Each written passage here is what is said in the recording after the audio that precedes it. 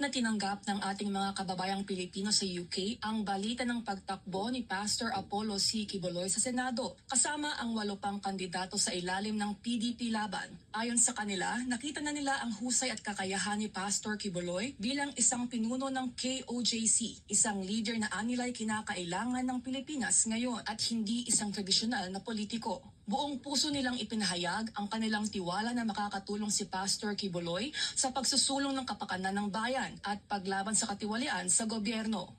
Magandang araw po sa inyo. Ako po si June Digamon. Ako po isang taga Davao City at ikinararangal kong suportahan si Pastor Apollo Quiboloy. Mula nung akong bata pa, alam na alam ko ang ginagawa ni Pastor Apollo Quiboloy hanggang nakarating ako dito sa United Kingdom.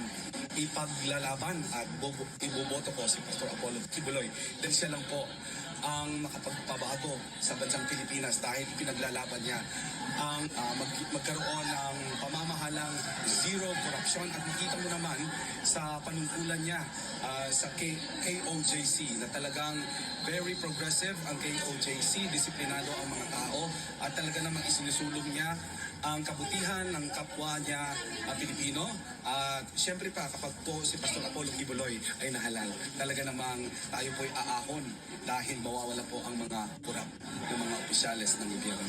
Okay, andito rin po ako para suportahan number 53 sa balotang Pastor Apollo Quiboloy.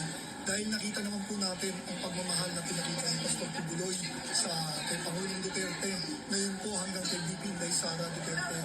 Kaya ang maisog UK po patuloy na susuporta number 53 sa balotang Pastor Apollo Quiboloy. Makakaasa po kayo sa aming boto. Salamat po at magandang gabi from London. 53 sa balotang